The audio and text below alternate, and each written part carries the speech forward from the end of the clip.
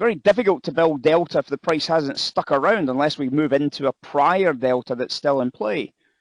So the lack of major levels is quite significant, but one of our major levels, of course, was a price you might have recognized, 3894. The M means major. Not just a captain, guys, an actual major. 3894. Guess what price the buy came from? Well, would you be surprised that the buy came from what price? Would you be surprised that the buy came from 3894? And that's rallied up to 24 for $1,500.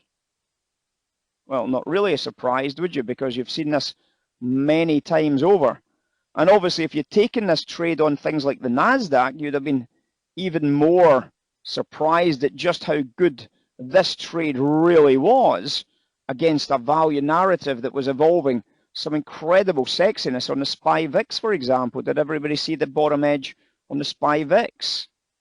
Based on that level that was available on the S&P, you're already looking in those areas for a possible buy reversal. We'll take a look at the NASDAQ today, guys.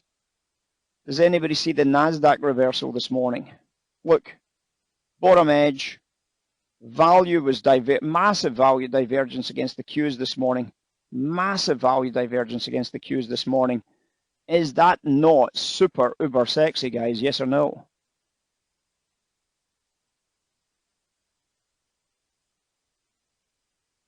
We told you about it. We told you the volatility guys were bullish. You just had to be patient for the trade. It's almost the same trade as the NASDAQ. NASDAQ just about got into the previous lows. The S&P came up a little bit shy after they rejected the 94, 95, 96 print at the bottom edge. So when we know this level exists, now this is important information, right? This is important information. It doesn't mean it's a buy. It never means that it's a buy or a sell. It just means it is what it is. It's a level that you should be at least paying attention to. And then if the opportunity presents and the value is bullish, which we already recognized it was very bullish, you can see the opportunity to smack in some big buy orders in here, and Bob's your ante, a very, very substantial upside move. Remember, market internals are market internals. Volatility is a market internal, and it's a kind of funny market internal because most market internals you can't trade. You can't trade the at highs lows, which is a pity because obviously it's bracketed. We could make a lot of money. But we can trade volatility, which is a kind of market internal because it's a pricing by the specialists. So when the specialists are telling us that this is bullish, I do not want to miss the opportunity to bid these 94 lows, and that is sensational on the upside swing. This blue line, by the way, is simply SPY VIX.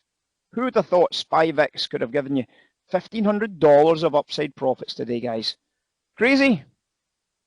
Oh, really? We've shown you this for years.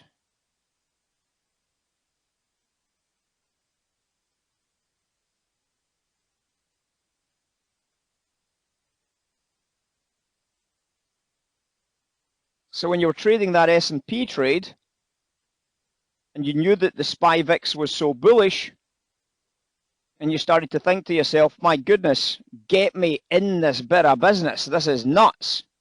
And you try and trade the volatility breakouts from those key areas. Well, you can see how it's possible to do it. All you have to do is find a price that you're going to run some stops. Find a price that you're going to run some stops.